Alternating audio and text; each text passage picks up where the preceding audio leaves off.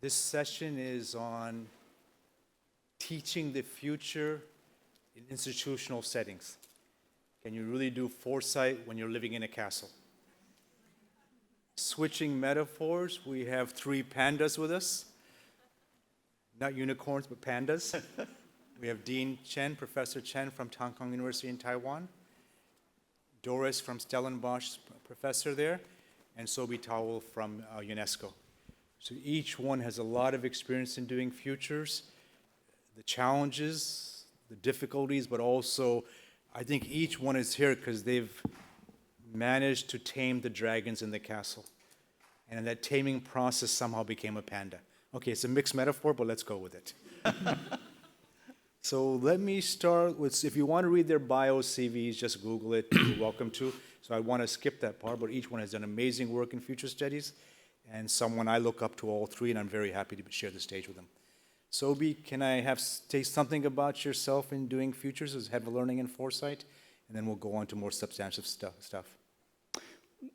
Perhaps to say, thanks, Sohail.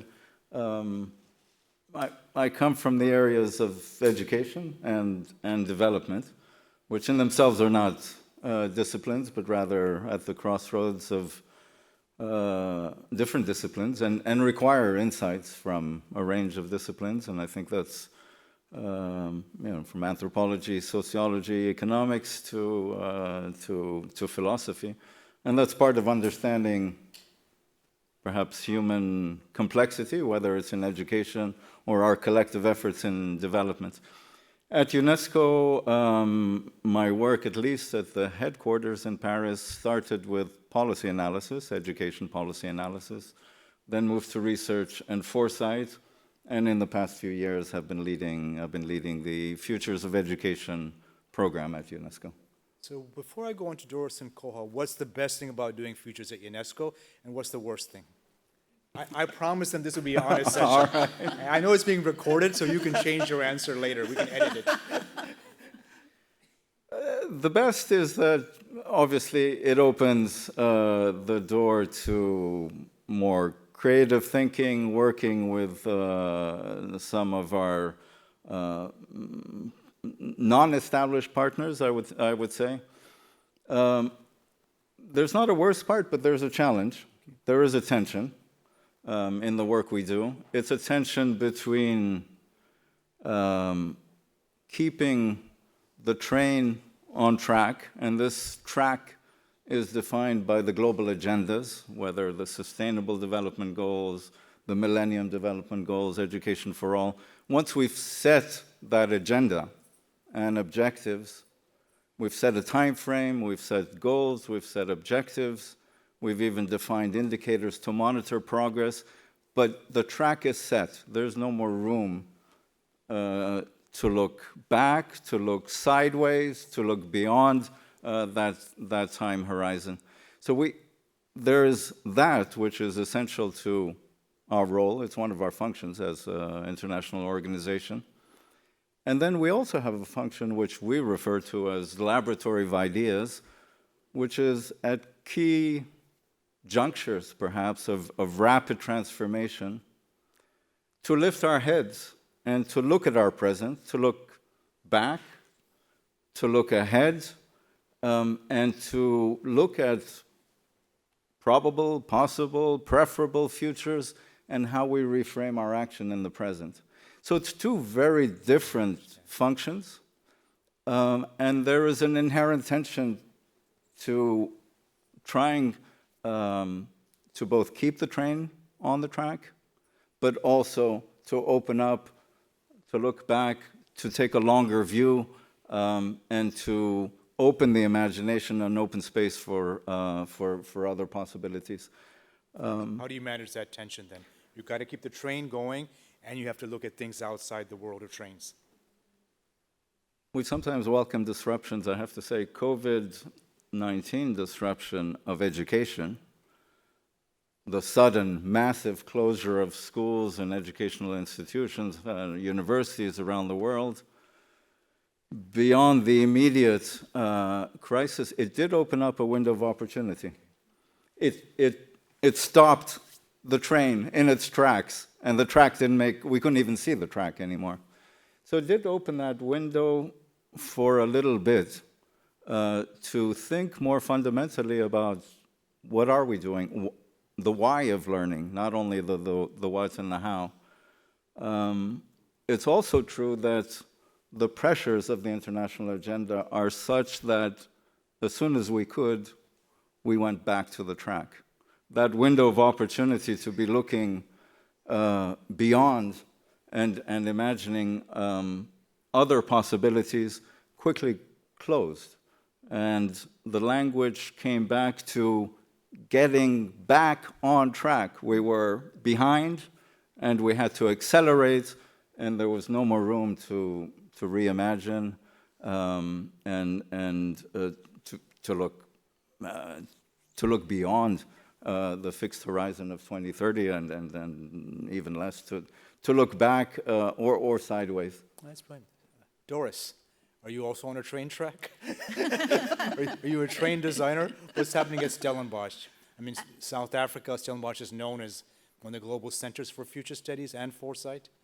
Yes, at Stellenbosch University, which is a really big residential university, more than 30,000 students there, we have academic programs in future studies, a postgrad diploma, a master's, and a PhD, which is run by the business school. So we have a strong business-like focus, but many people do our programs that come from good deed organizations, from government, from multiple other organizations as well. But it made sense to locate us in the business school. And then we have the advantages of also having a commercial unit that does practical foresight work. And those two feed each other in a beautiful synergy manner because, well, on the academic program, we then have the privilege of bringing in stuff that we facilitated last week to bring that into the teaching next week. And then we get to practice what we preach in the Institute. So an example of that? We were able, literally 2 weeks ago, we facilitated for a private higher education institution, actually in competition with us, because we are a public university. We facilitated scenario sessions, and I was able to put 4 of my master's students as table facilitators into the room for them. So it helps me as the facilitator to have somebody that knows the methods and everything to co-facilitate at the tables, but for them to actually experience it in practice. I mean, they've been hearing that throughout postgrad, throughout their whole master's career, but now to actually be in the workshop where it actually happens. So for them to see their eyes and say, wow, okay, now I get it. So theories and straight away in the market. And, I mean, whatever we learned there, we put straight back into the classroom as well. So I That's think kind of obviously the best part of futures for you, right? Both. And what's the most challenging? We go back to the question I asked Sobhi. Since now I can't say the worst, that's been canceled. Yeah. We go with the most challenging. I think the most challenging in the end becomes the most rewarding, but to say the same thing over and over again, where people say, oh, what is this thing and do we actually need this? And really now, I mean, we do strategy, what is this now? And we have a risk register, so what can you bring that is not on our risk register kind of thing? Or the other worst thing is, can you predict, you know, that word is a trigger word for me. So can you please predict what our next best 5 things for next year is going to be? This time of year, I get all these invitations. So can you please be on this show or that show and tell us what the next 5, biggest 5? And then they say, we're about more than that. Futures thinking is a little bit of that, but we're more. So I think in our work, that is the worst thing, but we are the people that need to help people understand that the field is about more than that. So how do you reframe what's the next shiniest thing, right? How do you reframe that into futures thinking? I ask them what they think the next shiniest thing is, and then say, because they actually just want to validate it, and they want to be sure, and they want probabilities. But that is, I flip it around and say, well, okay, what if that is the next thing? what does that mean for your business model or for the policies that we have to create? If that is the next shiny thing, so let us not spend so much energy in analyzing and calculating probabilities and stuff on, is this the next thing, and are we only going to believe it if it's 80% or more kind of thing? Let us just imagine that it is the next thing. And what does that mean for social engagement, for policy making, for running a business, or living in a city or a town? You back to them and have them rethink it, reframe it, and then you move forward. So you create the train track with them. I just stick my nose into everybody's business. Okay. We have Doris's core story here. Let's go to Professor Chen. I know at universities programs, every professor who teaches futurist says, I wish our dean was a futurist. Usually the deans are the nutcases. I apologize if you're a dean here. They're the ones who stop funding, stop everything for futures. And what's rare here, Kuo-Hua is now the dean. So training was in probability statistics 30 or so years ago, then full-time futures, and now the dean of future studies. So same issue, something about yourself, and then we'll ask more. Kuo-Hua. Okay. Or Dean Chen. Okay. Because ever since I took the deanship, my concern has been narrowed to 2 items. That is very clear. Just to raise the enrollment rate and to guarantee the students got a successful career. That is so easy, right? Compared to teaching futures. Because Tamkang has a triple education objective, and futurization is the core, along with digitalization and internationalization. So we have different layers of futures education. The most basic one is in our general education. So each year we have like 3,000 undergraduate students has to take at least one futures course in society, in technology, in economics, in politics, and in environment, and in education. Yeah. And then the second layer is that we studied an undergraduate program 5 years ago. It's called Education and Futures Design. And we take 50 students each year. Yeah. And then we have a master's program. We take 12 students each year, and a doctoral program in Foresight leadership. So that's now our most prosperous program is the doctoral one. Because like I talked to Doris about the students' background, we all like to teach mature students. Okay. Yeah. Those, when you teach them how to scan the environment, they have some background knowledge and they have experiences. But for our undergraduate, freshly graduated from high school at age 18, it's really a big challenge for teaching. Yeah. So. How do you reconcile then? Okay, so there's yourself as a futurist, alternative futures thinking, visioning, etc. Then yourself as the dean, whose main role is to fill the university, right? Yeah. Just bring students in. So how do you reconcile those? One is critical thinking, the other is please sign here. Now it's not too much of a conflict because to us, future studies is really an exciting field. Because whenever our stakeholders, the parents, the students, when they hear about futures, it's just like, wow, what a field. Yeah, so unlike 30 years ago when I just got my first job at Tamkang University, it was all different. Because at that time, people do not understand future studies and future education. So always they would ask me one single question. So can you predict? But nowadays, it's all transformed. Yeah, people are so aware of foresight, and they will gradually learn the insight of futures. Yeah. So what's the thing they ask you now? You have mature age students. Obviously, they don't want prediction. What do they want from you? What do they want from university?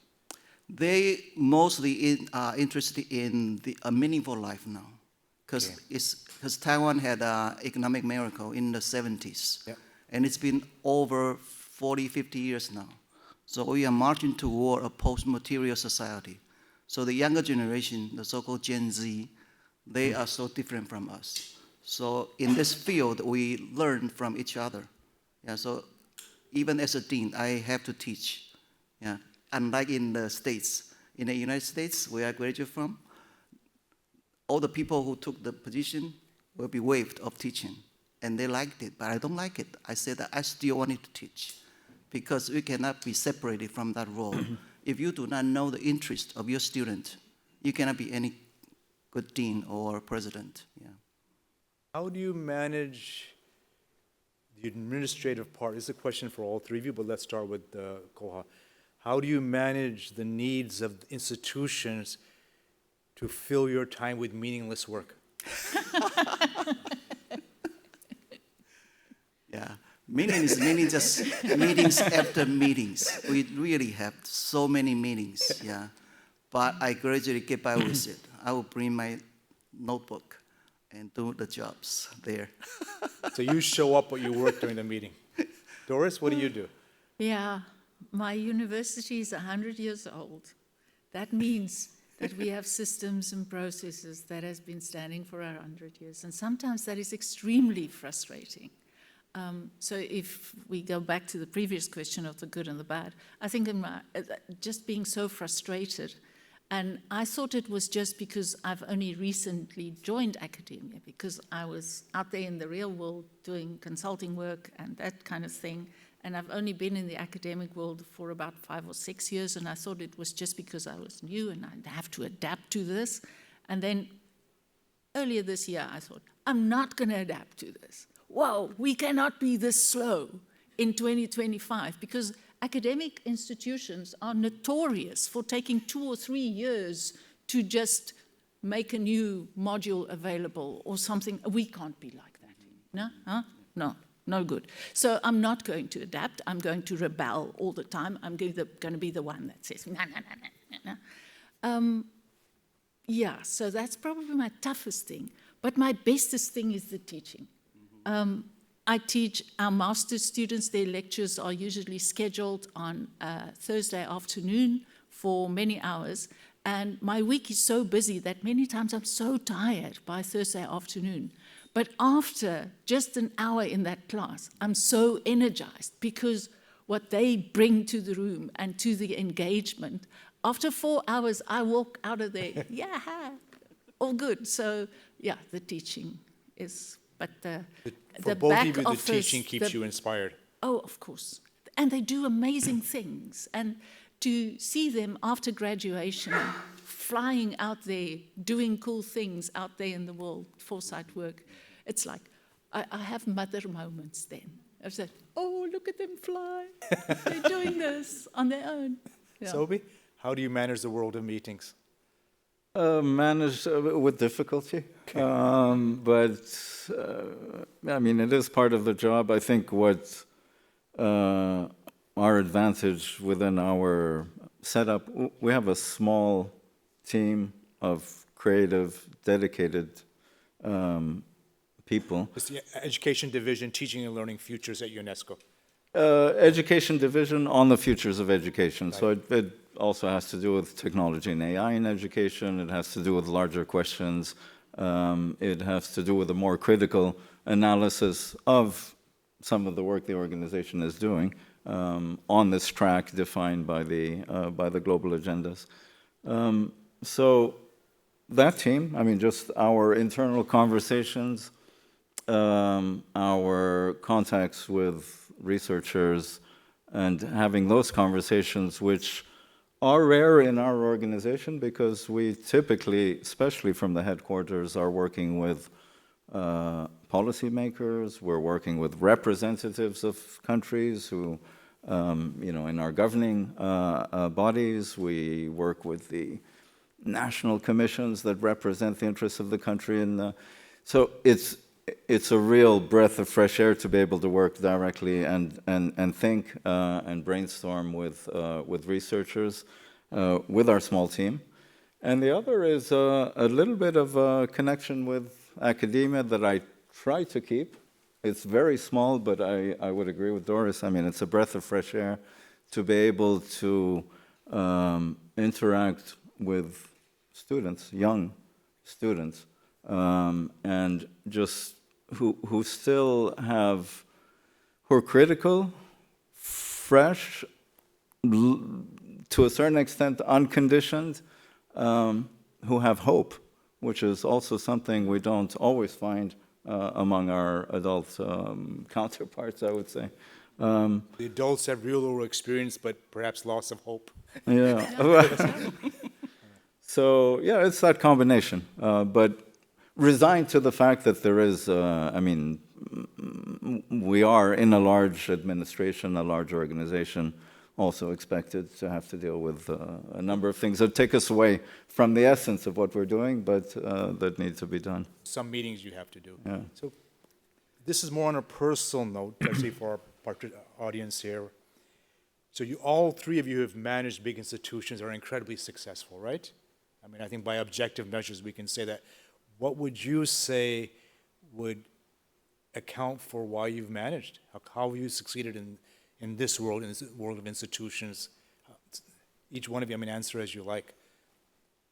What do you think? I'm not looking for a recipe, but something more personal. What would you say to others? Persevering, but also having passion, and passion allows that. Passion. I would say that small team that I refer to, in my department, are people who are passionate about what they're doing. So they believe in it, want to do it, and then it's easy to go through it. Yes. Yeah. Doris? Yeah, I think the passion thing, definitely, and a little bit of just plain stubbornness here and there. It's just, and belief in the work that we are doing, because I think the kind of work that are being done by future studies people are the kind of work that the world needs now. And for that, you mentioned COVID just now. We have to thank COVID to a large extent, because suddenly people realize that, whoa, we didn't think about what if everything changes kind of thing. So in our world at the Institute, where we do commercial work, COVID actually helped. We got a lot more business. In terms of why I think we are and remain to be successful, I think is a real hard focus on delivering responsible work, good futures work, a good quality academic program, and when we do the practical work in the Institute, to do really well-grounded, good work. I also think we have a little bit of a competitive edge, and some of the clients are actually mentioning that they prefer working with us rather than one of the big consulting houses, because we're not trying to sell them anything. That being agnostic, we're just here for the process, we're just here to help you think, and then we will walk away. We're not going to try and sell you our next what program process. The next prediction. Not a prediction. I mean, the understand. consulting houses always have to sell on, something else, whereas we are free to just facilitate the process for their good. Foresight is a public good here. It's a for the public good. commons as opposed to. Kuo-Hua, what would you say, secret of success for your work? I would say that I enjoy doing this job Yeah. because you really have to learn mindset transformation. Before I took the job, then I asked myself, as a futurist, should I take it or not? I used to complain about all the things that should happen but cannot happen. Now I can become the dean, and I can look at things from different perspective, different angle, and I would know why it didn't work. So it's my turn. So I couldn't have people to complain about the same thing. So we are in a very good, we play as a good channels for others to know that even that I can do it, so everybody can do. It's not about being the strongest or the smartest. It's just being the one that willing to change. Yeah, so I see this role as very rewarding. Yeah. If we can move a bit to specificity. So for example, during COVID, I ran a workshop with a school, and they thought it was about students. And at the end of it, they said, aha, our core vision will be, you can trust us. And so actually, that's who we are. We're not trying to fill seats. We're not trying to sell anything. This is the high school. You can parents can trust us. Regulators can trust us. Principals can trust us. We are trusted. And everyone felt safe. So can you give an example of any of your foresight work, futures work, something specific that emerged? I think, here's what changed. So let's start with Kuo-Hua and then Doris and then Sobhi. You mean inside the university or outside Outside both, jobs? Yeah. any specific example you can share? I would say that my most impressive experience was working with the in the Department of Economics Okay. in the textile industry, because I've been working with them for like over 3-4 years, and I keep telling them that you have to transform because textile industry developed in 1970s, and they thought of themselves as the traditional sunset business. Right. Then I kept telling them that you need to see far, okay? All the new trends are Kuo-Hua's director of emerging. the center called CFAR, by the way. A quick commercial advertisement. And the first year that they call me a liar. Oh, wow.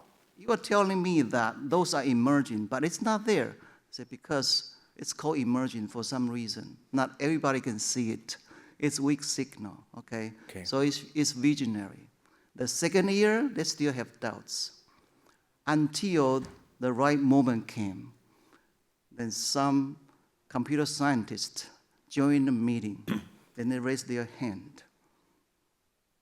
They said that, can we become a high-tech industry, the sunrise industry, not a sunset? And they felt threatened. So we had a debate for the whole day, and gradually collaboration emerges. So it was very successful. Ever since then, the textile industry in Taiwan has become Do they very transition prosperous. to a high-tech industry? Yeah, to a high-tech Textiles industry. with tech. Yeah, the material, yeah. So it goes to beyond, because all the bosses complain about that their sons, their daughters wouldn't want to succeed as the leader of this company. They are all about to end the business in Taiwan. But then, boom, it's all came back.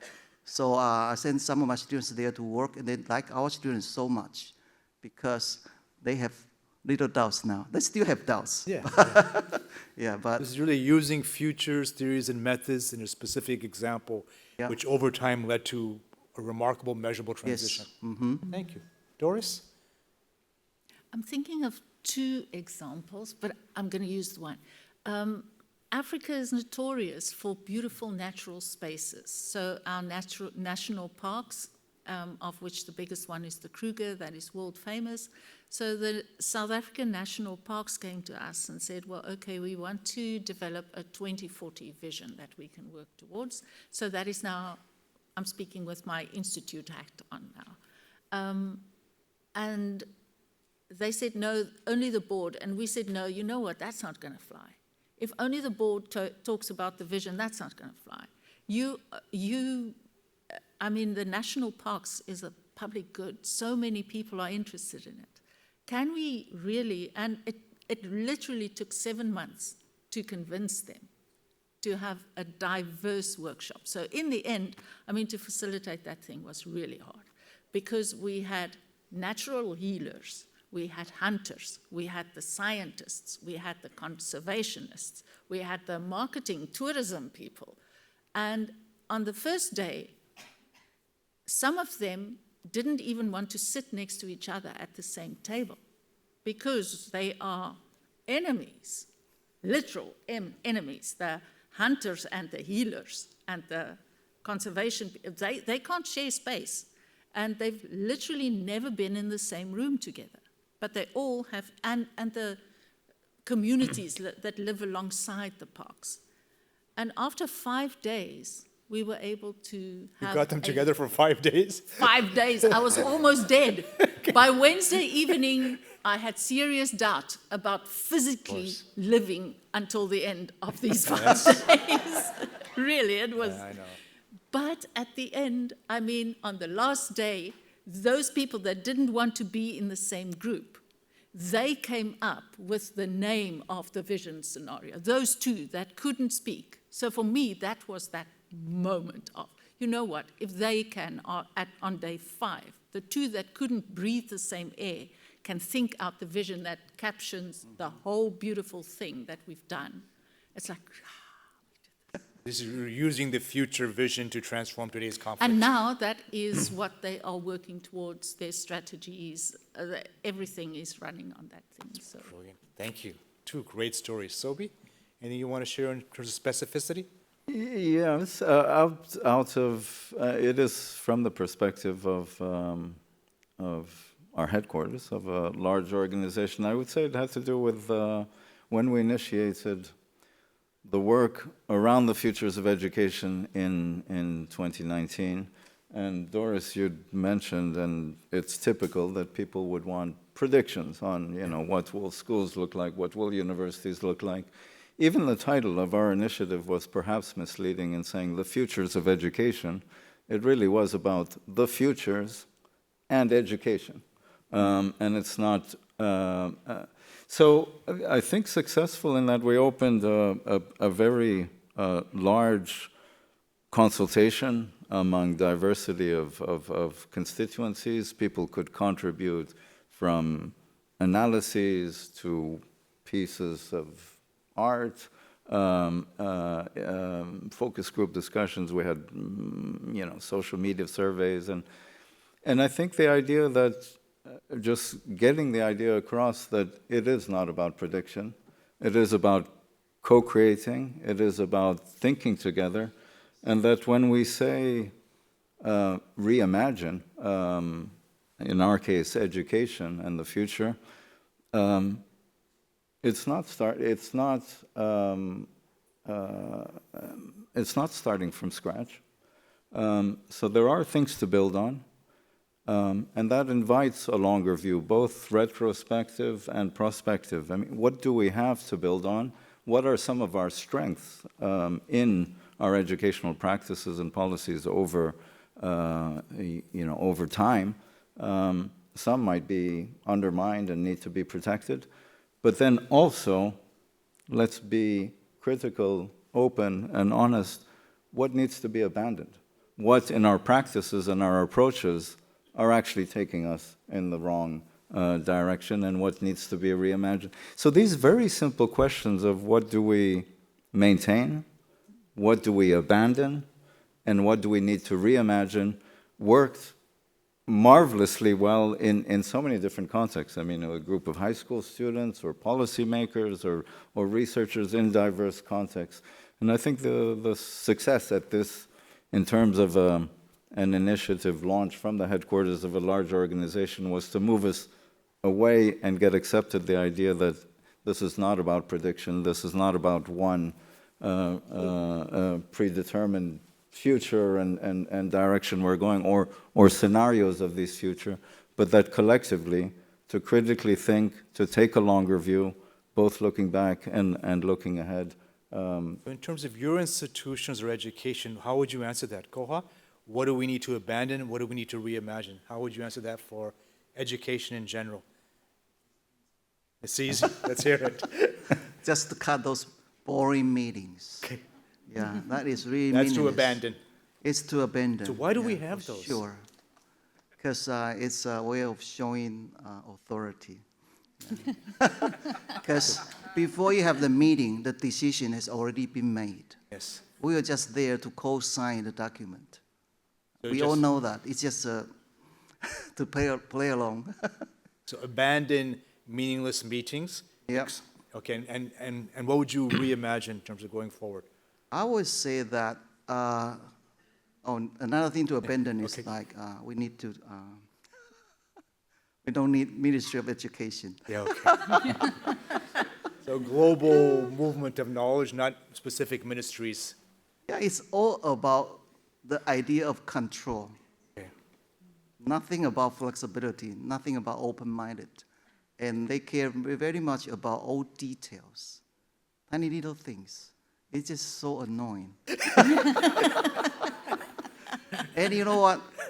We hired a retired minister of education to our department. And in the meeting, I asked him, so minister, do you agree with me? He said, of course. Even the minister agreed with me, but I said, how come that this cannot be cut? I think it's it's worldwide, not just in No, Taiwan. no, this is a global. Yeah, this is Yeah. an issue that needs to be addressed. Yeah, so. Thank you, Kuo-Hua. Very honest. Doris, we've heard, I, What would I you agree abandon? with What would you every, reimagine? abandon everything that he said, and then a few more. I mean, entering the same details a million times. I mean, that's not just for education, it's the same for healthcare and everything else. That where you have to type it in. There's no autofill or anything like that. I mean, that just eats up unnecessary time. So stuff like that. So and I have to say, I find in workshops great joy from your used futures concept. I used it last week for that private higher education thank you. people.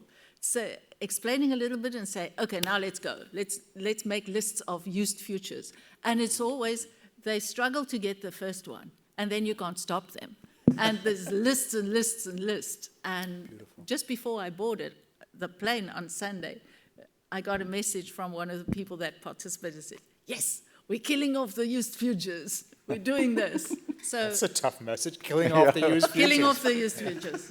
We're That's a big working them takeaway through. today. Killing off used futures. Sobhi, what would be your comment there? I mean, you raised the issue, so I'm asking you to answer it. Well, on education, examinations, our ways, I mean, examinations, tests, are means of validating learning, even essay writing, and we know that now with generative AI, and many people are remaining blind. It is a fundamental disruption, and now more than ever, it's not that we need to rethink examinations and validation of learning. It's imperative. It's been anachronistic for some time. Yes. I mean, we can take the emergence of the internet. One of the great paradoxes I find in education, emergence of the internet, we began saying that, well, the internet, this new knowledge resource, is our means of informing ourselves, of entertainment, of learning, of working, and therefore digital skills need to be promoted in education through all means. And yet, when we come to examinations That stays. and validation of learning, we say, no, you can't use the internet. But we're preparing you for life, which is conditioned by the use of the internet. I mean, this has been the case, and that just shows us how out of touch we are in how we're validating. It means that the upstream question is, what do we value as learning? What are we really pushing? The why question, which is very often overlooked, because in reviewing literature on the futures of education, there's a lot about what we need to teach and learn and how. Pedagogy and the content and 21st century skills, but seldom do we ask the question of the why, the purpose. And we have to revisit that now, given the exponential growth in and the pace of growth of the capabilities of generative AI. I mean, it's a fundamental question. It's also, what makes us human? What do we want to, and our evaluation or a means of validating what we value as learning has to change entirely. Just to add on that, I mean, the extreme case for the question of, banning access to the internet in examinations, key moments where we say, you are demonstrating that the learning that we have, agreed is important, you have recent. There are cases of countries that have shut the internet nationwide during high-stake examinations. So what does that tell us about how disconnected we are? I mean, it's to avoid cheating, but what is that telling us about how behind and disconnected we are from what is our desired outcome in learning? What is the important learning that and I think now with generative AI, all three of you want to kill the exam, kill the used futures, kill the meetings. So what would be before I ask participants, think if there's one question you want to ask all three, not a specific one, but all three can respond to. we'll take a few minutes of that. But what would be your advice, not to a young futurist or young to Foresight, what would be something you've learned over your decades of doing Foresight and futures work? What would be your advice to someone getting in the field? Should they join a brand? Tamkang, Stellenbosch, UNESCO are all great brands, or should they create something else? I mean, I don't have an answer for that. I'm just really intrigued to see what each of you would say. I would say that when I started teaching futures, Yeah. what I learned is that I was trained as a sociologist, and I just got this job to teach futures. So I started to reach out. I said that this network is so different from other fields, because if I reach out to economists or to psychologists, I would doubt how many people respond to my request. But then I check out at that time we have World Futures Society. I checked their directory. Back then we only had email. I wrote out 1,000 emails worldwide. Then I received a lot of responses, all very positive, including Sohail. That's when we got to meet each other. That totally transformed my idea of how to teach futures. And we got Wendell Bell from Yale. We got Richard Slaughter from Melbourne. All around the world, people are all so enthusiastic in helping. Okay, so I get to feel, wow. So my role as a sociologist gradually fading away. So my new identity as futurist keeps me going, and like you two said, it's the passion. It's not really branding or doing it yourself, it's reaching out to a global reaching out. community. So we just, anyone here, if you're new to the field, just contact any of us. We will help you to find your way to learn. Yeah. Beautiful. Yeah, Doris? I want to echo that. I think this is the most generous field that there could be. Because no matter who you reach out to, they will probably respond, and they will probably help you and refer you to somebody else that can also help you. And there are global bodies, the Association of Professional Futurists, the World Future Studies Federation, this beautiful movement here in Dubai. So there are global connections, and people will want to help and assist, but also this diversity of the field, like you mentioned now. You are going to find architects, education people, scientists. You are going to, everybody that comes from somewhere and is now also doing futures work. And I think that is the beauty of the field as well, that you're going to, I mean, that's also in the academic programs that we experience now. I always refer to it as the secret module. The stuff that you learn from all the other people that are also in the class, because they come from viewpoints, mindsets totally different than yours, geographies totally different than yours, earlier fields totally different. It's so beautiful. It's really Stay. straight to UNESCO, So if you're global new to learning. the field, stay. It's a good one. Thank you, Doris. Sobhi, what would be global community, that's a gracious community, reach out, help? Yeah. What would be your... Maybe two angles on that. We do have our global network of UNESCO chairs. There are 1,200 chairs across the world that work in all areas of UNESCO mandate. It could be in science, it could be in culture and education. Within that community, we do have currently 55 or so are UNESCO chairs on foresight, anticipation, futures, plural, singular, could be futures of work, futures of education. And I think there is a case, and it's a little challenging perhaps, but I think there is a case to support the recognition of the field of study, of future studies. But I would add a note of caution that while we need specialists, we need experts, we should be careful not to perpetuate, I would say, dependency on these experts and on these specialists, and not have an ivory tower of specialists in foresight and anticipation. So the other side is also that futures thinking I think it's just good education. When we say quality education, it is about the imagination. It's about creativity. It's about multiple perspectives. It's about diversity. It's about a critical, longer view. This should be part of, and this makes me think of Arjun Appadurai speaks of the right to research. And when he says the right to research, he's not saying that as a metaphor, but as the right to research as a human right.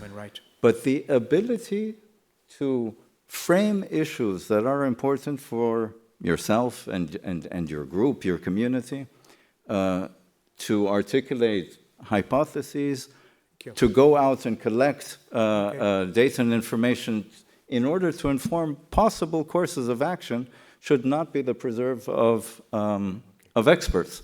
And we could say the same, futures thinking could be also seen as a general, a human capability to be generalized. So we do need experts, we do need a field of study that is reinforced, but we also need to see it as a human capability that can be generalized. Lise Boulding talked about 8 billion futurists. So let me ask, I have time for one question, especially if you're a minister in the Ministry of Education and you're in charge of examinations. I'm actually quite serious. That's the person I want to hear from, and you love meetings that are meaningless. Because you honestly have an important view, which you said, that view has to be here. Is there someone who wants to ask a question for all three of our guests? You have 1, 2, 3, whoever I get 1, 2, 3, there, 4. We have time for one. Okay, it's in the middle there. Hello. That was really interesting. Thank you so much. I wanted to ask about the black sheep of this era, the millennials. What I call them but basically what is your thinking about their lifelong learning when it comes, so we're talking about the education of the undergrad, and then we're talking about the mentors and the experts in future foresight. But then what about this age group and their future of lifelong learning, which is they are now in their mid-career and their whole world is shifting around them in the middle of their career? Well, before they answer that, what do you think? Because obviously that feels like it's slightly rhetorical. So what's your view on that before we go further? There has to be re-education and reintegration within the society and within the different sectors that we're operating in, which is on one of them, of course. But what I honestly find lacking of information and insights is what do the experts think this group or this generation should be operating? What are the possible ways? I don't want to say the right ways, but possible ways of operating and navigating the current situation. Okay, you want to answer that or rather not? I can sense your worry, but don't worry about it. The long history tells us that each generation is only getting better. They never get degenerated. So I don't worry about the millennials because they are the digital native. Yeah. Their capacity of learning is way beyond your imagination. So instead of being worried, encourage them, to broaden their worldview.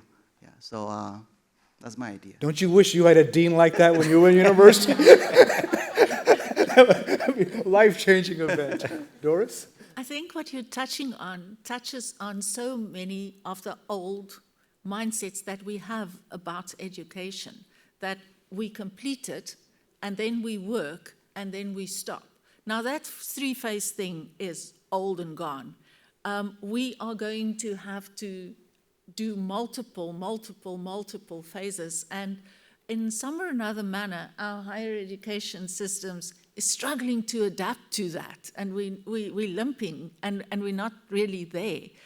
I think one of the most frequently asked questions that I get from moms that children are leaving school is, what can my child study that will keep him employed for 30 years? And then I say, nothing, we don't have that. My answer is usually organized crime. Oh, yeah, that is better. So your answer is better than mine. Sobhi, we have 30 seconds left. Each one of you gets one last sentence how you want to close this. Sobhi? We have 25 seconds, so just any pearl of wisdom you want to offer. Train sets or more, up to you here. I reaffirm that futures thinking is developing critical thinking, creativity, imagination, Thank you. and that it's a key capability and should be a key part of what we consider quality education in any context. That's how you survive meetings without attitude. I can see that. Doris, any last comment?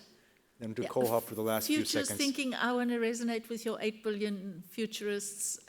It's for everybody. It is not for somebody that has a degree in future studies or something. It's for everybody. So let us make it for everybody. Let's make it for everyone. Kuo-Hua? Yeah. I would take the opportunity to thank Dubai Future Foundation, because in collaboration, we provide funds for my students. We have 8 students from Tamkang University to join us here. So like I said, my responsibility is broaden their worldview. Everyone needs to go to see the future.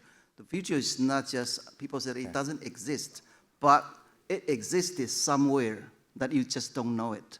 So you can explore it. So that's what I want to keep doing.